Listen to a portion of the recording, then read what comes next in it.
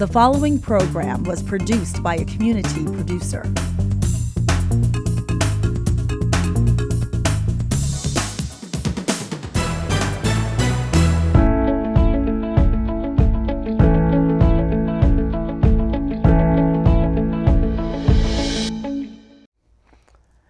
Hello, and welcome to Malden Community Conversations, sponsored by the Malden Community Coalition.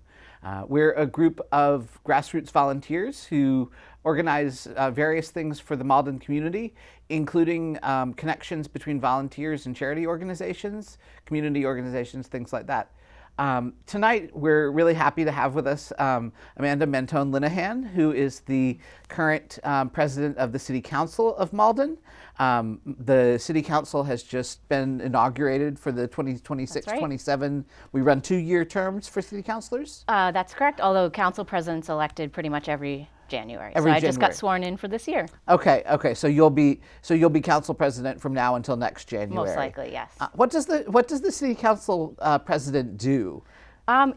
So far I find it to be a really fun job. So what you do is we kind of have this 10,000 foot view of everything that goes on legislation wise, the schedule. One of the really cool things that we get to do is actually set the committees. So after we get sworn in and the new council president is elected, right away the new president gets to make committee assignments for the year. So if you paid attention to the first week in January, we had that inauguration. The very next night, we had our first meeting, and I announced my committee assignments for the year. So the councilors found out the very next day what their committee assignments were, and then we get right to work. And then every week I work with our clerk to set the schedule of what those committees are going to be.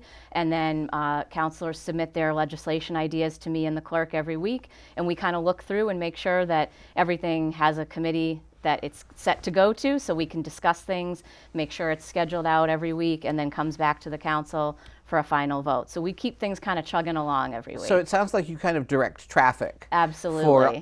For all of the different papers and bills that are going through city government and be under consideration by a committee or back to consideration at the council level. Exactly. Okay. And I also meet with the mayor once a week, so it's a kind of a liaison role with the administration too, just talking about what the council's got going on. It's really a two-way conversation. I like it for that reason because I get to know kind of everything that's going on in City Hall. I'm really enjoying it so far. Okay, great. So around Malden, when I talk to people about city government, it's the strangest thing, people who live here for years, nobody feels like they know what's going on. Yep. Malden doesn't have the greatest hyper-local journalism to cover things like this. For sure. You're talking about committee assignments, and I think I saw the committee assignments because someone not in city government posted them to Facebook. What do you think needs to happen to make Malden government more transparent and more understandable to ordinary people, both English speakers and our large community of immigrants who work in other languages? It's a great question. Before I even lived in Malden, actually, I worked here as a journalist. That's how I got to know the community. I was the editor of the now defunct Malden Observer. It's how I got to know and love Malden. I have seen in the time since I worked at that newspaper, which was in the mid-2000s, there's been a daily, a weekly, and countless other, blogs and just other startups that have closed. And I think we're so lucky to have The Advocate. We're so lucky to have UMA. But really what we're left with is those two outlets and social media. And as you said, we have an incredibly diverse community. And I go to council every week, and there's, very, very few people that come in person. And what you see happening on social media in terms of conversation afterwards, like you said, happens in primarily English.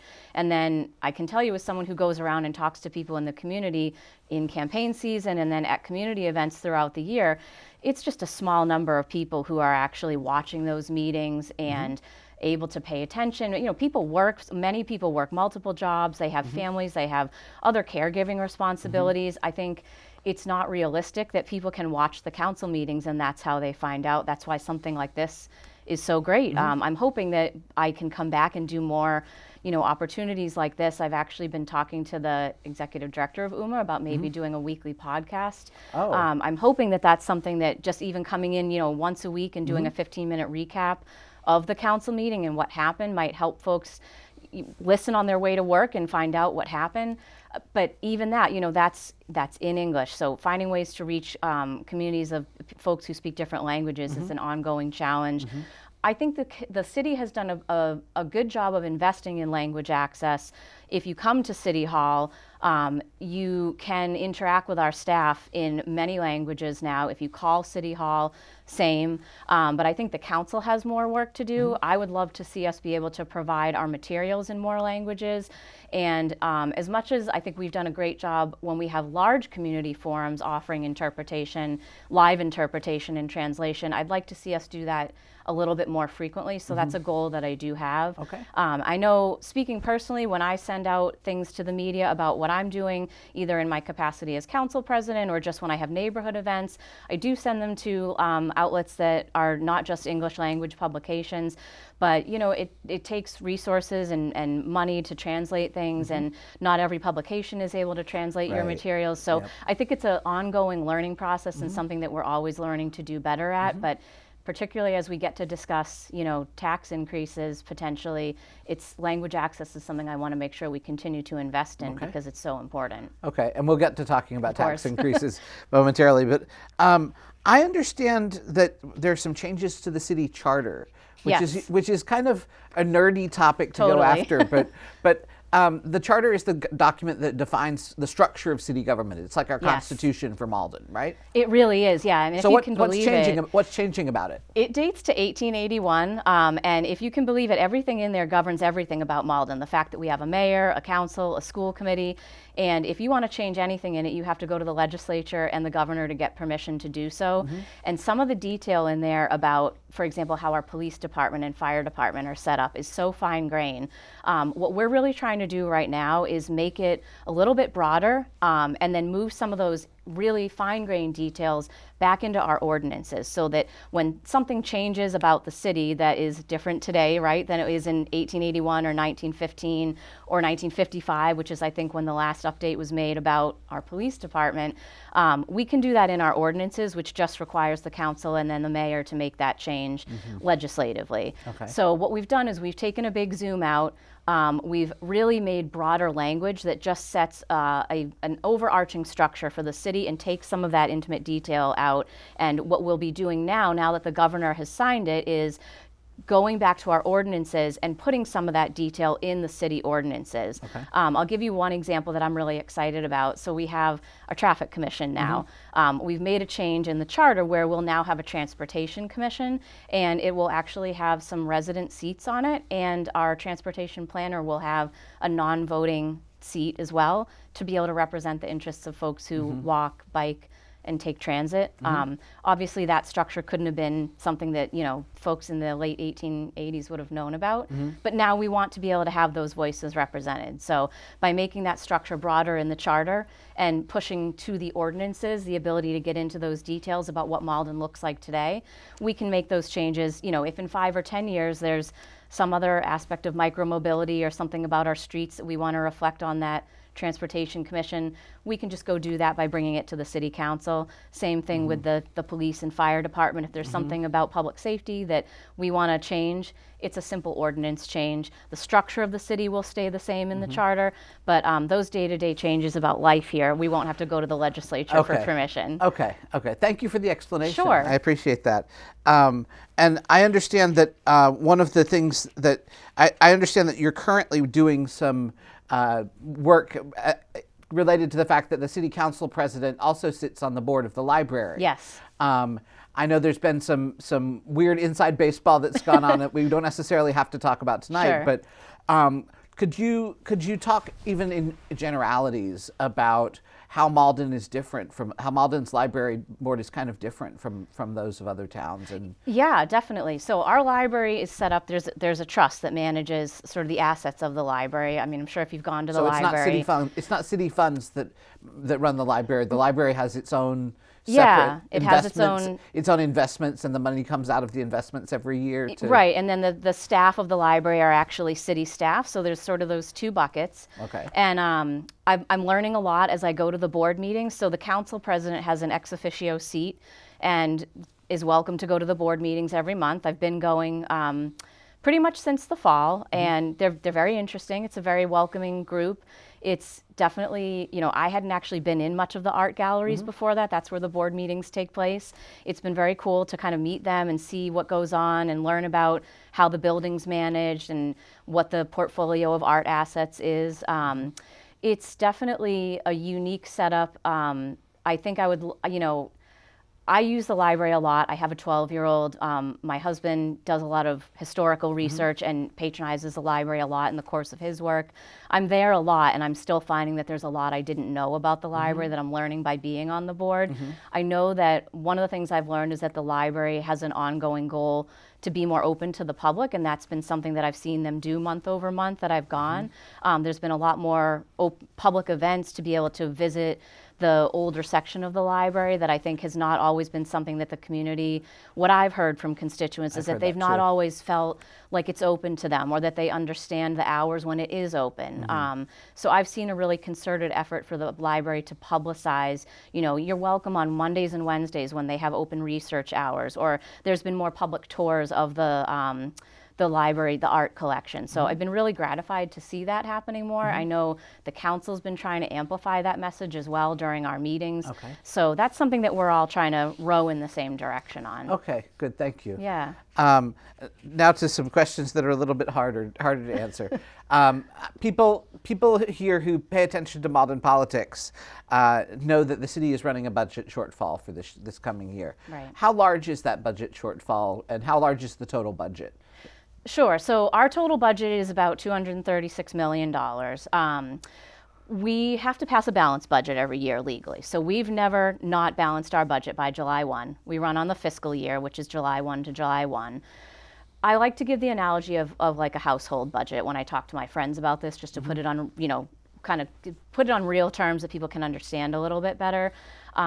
If you had a shortfall in your household budget and you had to dip into your savings, that's kind of analogous to what the city has had to do in recent years. So we've all been hit by inflation and rising costs. If you own a home and you've seen construction costs have gone up, inflation is outpacing people's wages, your raises, your health insurance costs have gone up. All of that's happening to the city as well.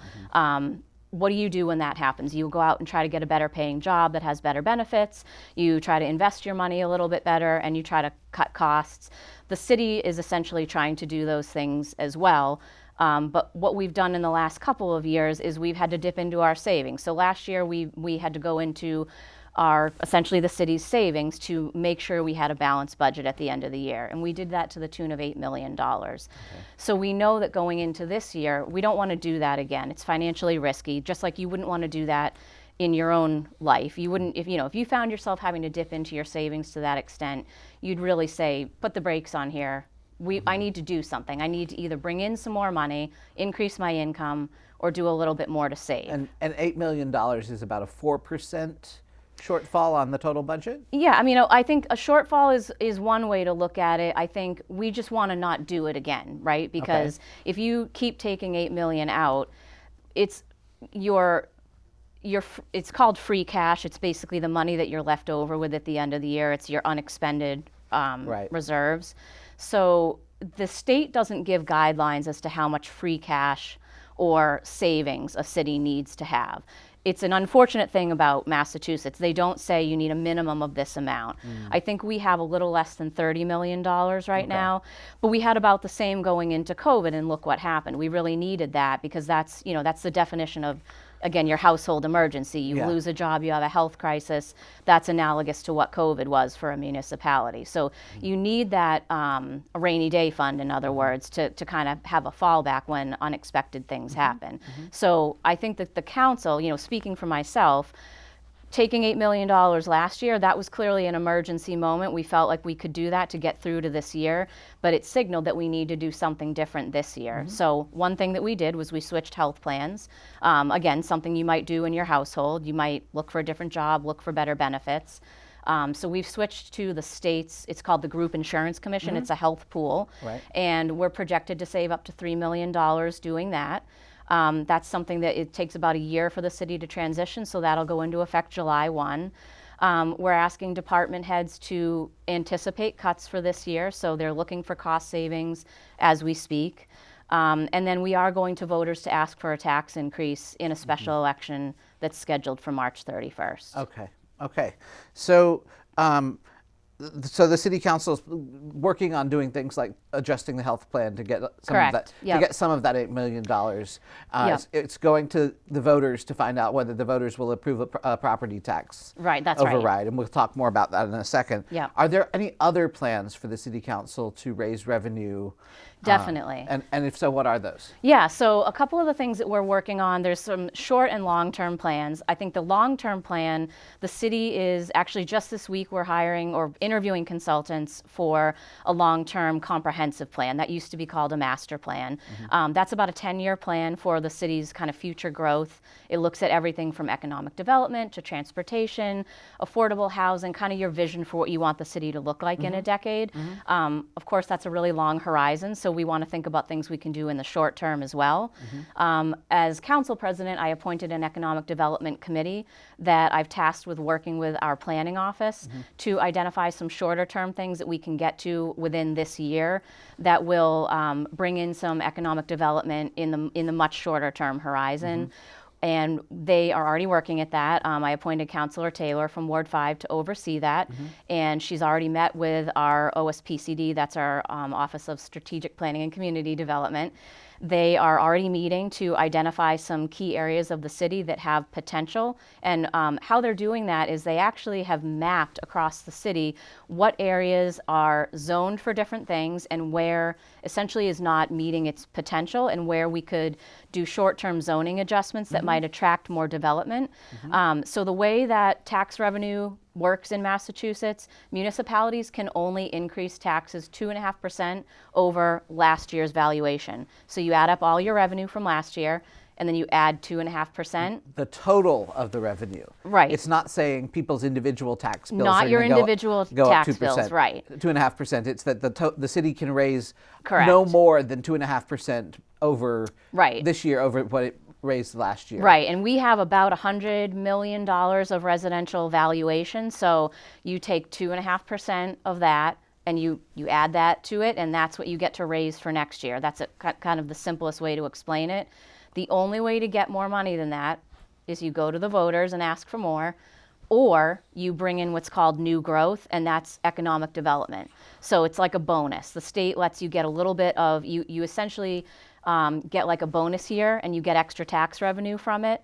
So what we want to do is try to get that bonus of new growth by bringing in some new development. Is that why there's conversation about doing new stuff to Commercial Street? Yes, Commercial Street was one of the areas that, as this Economic Development Committee and our Office of Strategic Planning got together, right away came out as an area that, with a little bit of zoning adjustment, could realize a lot more revenue. So right now it's zoned only industrial. And if they're just starting to do their projections. But for example, if it was rezoned for mixed use and we saw a mixture of commercial, residential, and maybe keep some industrial too, nobody's saying that any of those existing uses have to go away, but coexisting and bringing some new stuff in, there's potential to bring in a lot more tax revenue there. And I think it's something that could actually be very complementary to what's already in place, create a really nice commercial district. I think it would be something that people would really like to see. Right. Yeah. I think of Commercial Street because it goes from Wellington to Malden Center. Right. That nice long strip reminds me in some ways of the strip of Mass Ave in Cambridge between Harvard and between like Porter Square and down to Central Square. I could totally see that. Yeah. You know, the scale of the road is a little bit different, but Yep. but I could imagine doing something like that with Commercial Street and making Malden much more of a destination for I people. think so. I think my personal opinion is that Malden remains a destination. I think we have nothing but good things coming. I think, I don't want to sound Pollyanna. I know there's tough years ahead, but I think it's a place that people want to be. I think it's a place businesses want to come to.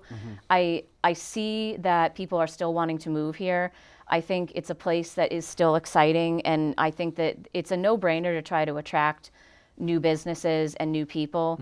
I think that we have only good things ahead, and I think that our destiny is within our power to create. I really do believe that, and I think there's small tweaks that we can make. The thing that I thought was a real positive of the fall, as much as it was it was overwhelming, and sometimes it felt negative having to talk over and over and over about like the negative budget place that we're finding ourselves in. The good outcome that I saw was that our council, even with all of our disparate views on things and different personalities, we really ended the year unanimous on the fact that we need to bring in new revenue and we need to attract good new businesses. That's a win for me. How so the biggest controversy, if your only exposure to Malden politics is the various groups on Facebook, Right. one of the huge discussion, there are a few topics that come up over and over again. Yep. One is, why does Malden not license the state allowed and required number of cannabis dispensaries, and why are we not getting that tax revenue? Yep. With the new city council, do you see that might move a little bit this year? It could. I think the market, going back in time, I think if we had been able to have better zoning for that in place when it first rolled out, we would have been much better positioned to get more revenue. Obviously, we can't go back in time. I do think there's some stuff that we can do. I think, unfortunately, the state's a little bit in flux on some of that as well. But I think there's potential to get some more revenue. I don't think it's going to be the magic bullet, unfortunately, Right. but it will be something Well, positive. it never was going to be a magic bullet. Sure. But on a budget shortfall of $8 million, where you think you're going to get $3 million back from your health plan rework, what kind of scale of potential revenue would bringing more cannabis in? I think it's too hard to say. Okay. It's definitely not my number one area of expertise, but I think it would be on an order of magnitude that would definitely be helpful, and is not something we should discount. Okay. Which I'm guessing means you're thinking it's at least 500,000. Yeah, I think that's a safe ballpark to be in, for sure. So 500,000 on $8 million a year. It all helps. Right. It's money that we didn't have before. Right. Okay, Yeah. that makes sense. So when on March 31st, when we have this Proposition 2.5 override, Yeah. what exactly will people be voting on? How is that? How's that tax change going to affect homeowners versus Sure. renters versus businesses? So it's a residential tax increase. That's the most important thing. So we Okay. have two different tax rates in Malden. There's a business rate and there's a residential rate. And this is for the residential rate. Okay. I think the main takeaway that I would want folks to understand is that if you're in favor of it, which I hope folks are, because I do think it's critical to the city's future, it's important to vote for both questions. So there's going to be a 1A and a 1B question. 1A is a smaller amount and 1B is a larger amount. It's 5.4 and 8.2. Because of the way that the state is very... Those percentages? Million. 5.4 million and 8.2 million. Okay. And the smaller amount is, we felt it was important to give voters a choice. 5.4 is sort of the bare bones. It gets us through the next year. We'd still have layoffs, most likely. Right. And we'd still have to make some cuts. Okay. Probably in the neighborhood of $1 to $2 million of cuts. So we would really feel that. Okay. 8.2, That's at least 5 employees, I would say. probably more like could be 10 to 20. 10 to 20 employees if we fund the government at a bare bones level. At the bare bones level, correct. And important to note also, that's not going to be from the schools, because we're already at the minimum that we can have in terms of school funding. So we can't really cut any more there, just legally speaking. Right. So that's all going to be from police, fire, library, DPW, City Hall, Senior Center, everything else. That higher amount, again, in the spirit of wanting to give voters the choice, that puts us in a more stable setting, and most likely would not involve layoffs, would probably still involve some cuts, and we want to be making prudent cuts, recognizing that these are lean times, but puts us in a little bit more stable footing and definitely makes us more secure on the school side, just to give people a little bit more security, a little bit more feeling that we're thinking a few more years out. The way that the state makes us structure the ballot question wording, each one has to get at least 50% of the vote to pass. So if you go in and only vote for the higher one and it doesn't get 50% of the vote, it won't prevail. So supporters of the override need to vote for both. I see. It's very tricky, and we're we are going to have community forums in February to educate voters on the election. But I just want to underscore that because I think it's confusing, and it's important for people to know they need to vote for both. They need to vote for both if they're supportive. Okay. So I have a two-part question Okay. here. The other, and I'm also mindful of time, but Yes. The other thing that I see a lot on Facebook is people calling for an audit of city services, Right. Saying that that in the past there has been serious corruption at City Hall going back 20 years. Yep. That there was a recommendation years ago that the city hire a chief financial officer. Yep. That never happened, and people have concerns that, for me as a relative novice to Malden politics, sound completely reasonable in terms Sure. of knowing where our money's going and knowing that it's not being wasted. Yep. How would you talk a little bit more about what we're going to do before and after the audit, the Prop 2.5 override gets voted on? Sure. To make it more transparent to voters where our money goes. And then the second part of my question is, you can make things transparent, but just because you make it transparent doesn't mean people are going to love what you do. Right. In terms of cuts, if cuts have to happen. As City Council President, are there any hard lines for you on things that you absolutely don't want to see cut? Sure. I'll answer that first because I think that is so critically important. I want to be really clear. If neither of these pass and we do have to make cuts, they are going to be painful because, again, we can't touch the schools. So I don't know how you make a choice between, fully staffing your police or fire or your library or your senior center or city hall, because what do those mean, right? Is it longer response times when you call 911? Is it the hours of the library, which is a place that our teens go, our community members who are job seeking, our parents who are home with young children and have story hour and rely on that for their social network. Same thing for the senior center. That you're talking about isolation for people who lose hours if that cuts back days of the week. But by the same token, if you cut City Hall staff, we run a very lean operation already in the city. I think most people have a misconception that there's like bureaucracy and bloat. I think Malden has actually worked very hard to right-size their staff and to make sure that we have the level of services so that Malden's a livable city and that we have people who can bring in the grants that we should be getting so that we are actually not paying out of taxpayer dollars for things that there's money out there that we should get if we have the right staff to go after it. To go after the grant, Right. To go after the grants and the other funding that's available at the, at the Exactly. state and occasionally at the federal level. Totally, and we've had left money on the table for many years because we didn't have the staff to pursue that, and I feel very strongly that we are in a good position in terms of our staff. I have heard from colleagues that some of the hard lines they have are things like addiction support services, language access. I think those are critically important services where you're, in talking about transparency and open government, those are things where you're talking about vulnerable people, you're talking about our immigrant neighbors. There's a lot of things like that where if we were to cut that, I think that's not the type of city, that I want to necessarily live in. I would put things like our housing support services in that in that category as well. And some of those things are funded by grants. We might not have to cut them. We've done, again, a great job finding outside sources to support those things. But those are some of the things that my colleagues have shared with me as council president that they would be very upset to see go. But I think all things are going to be on the table because the cuts will truly be that severe if we are not looking at either override passing. I see. And your first half of your question was about the audit, right? Yes. So the city is audited every year, is independently audited by law. All of those are posted on the city website.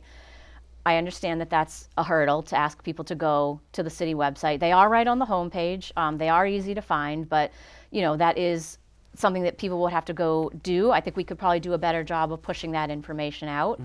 So that's something that I would say is a worthwhile piece of feedback. But one thing that I do want to note is that the council this week is going to be taking up a pair of papers that's going to ask our finance committee to explore whether we want to go one step further and invite There's a state agency called DLS. It's the Division of Local Services. They will do an additional free audit. It's typically done when you have a new administration coming in.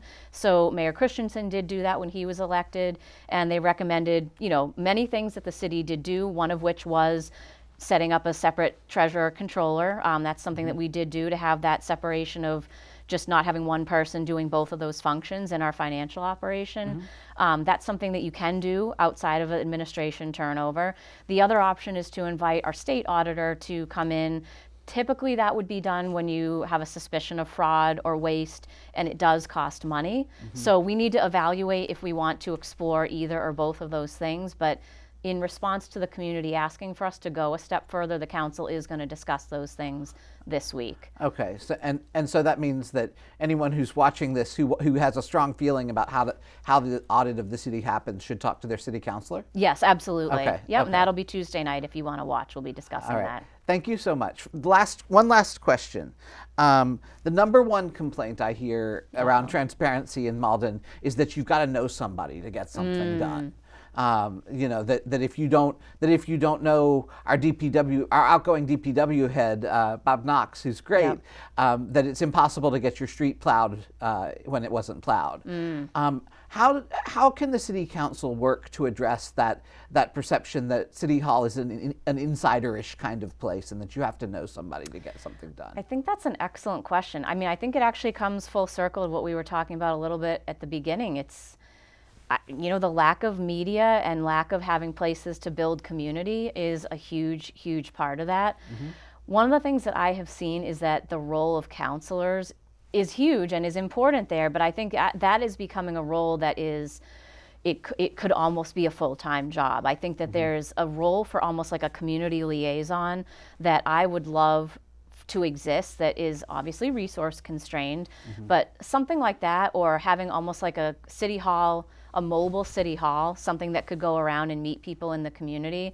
I've seen things like that in some of our neighboring cities and towns, and I love it. It's almost like a street team, like an outreach team, and it gives a face to City Hall staff, and it just puts them out in the neighborhoods. It's literally like a mobile, like a truck that goes around and brings the services of City Hall to parks and Voter neighborhoods. registration, Yeah. housing services support, Everything. all this. Okay. Yeah. Through my day job, I've done some of the work that we've been doing has happened in senior and public housing. And when I've been on site doing some of my day job duties in these neighboring communities, I've noticed they've had these mobile city hall like pop-up events, and it's like I said, it's literally a van, and it will be outreach staff from their mayor's teams. And it's great because they'll have language supports, they have resources, they can connect people, and it just puts a face to a name.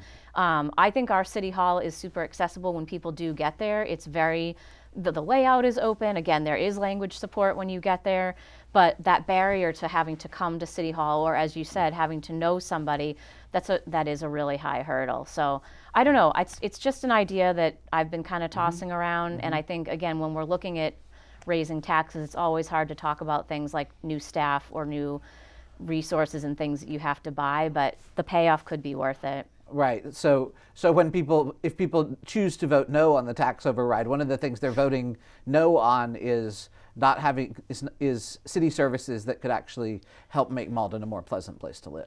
I really think it comes down to livability. That's how I'm thinking about it. I mean, I have tried to envision, what will happen. It's not easy. It's not like there's a lot of extras. It's not like there's a lot of stuff that's easy. I mean, nobody wants to be in the position of cutting or letting people go.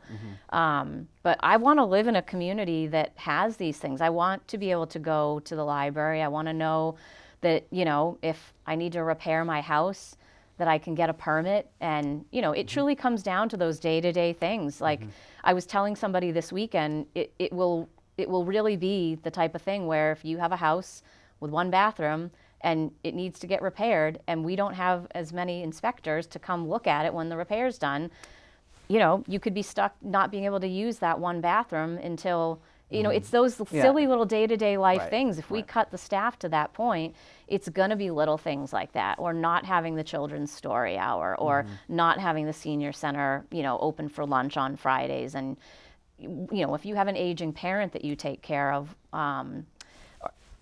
those are what do you do? And you have to work full time, and that's part of their life. Those are just those small things that are going to add up and really make life very different for people on the other side of this. Okay. Well, Amanda, thank you so much for being here with us tonight. Thank you for answering my sometimes overly detailed questions. Well, I love to nerd out on this stuff too. Okay, great. We really appreciate it, and we'll talk about maybe coming back in 6 months or something. I would love that. Thank you for having me. Yeah, yes. Thank you, everyone, for paying attention tonight to Malden Community Conversations, sponsored by the Malden Community Coalition. Please visit our website at maldencommunitycoalition.org, and have a lovely rest of your month.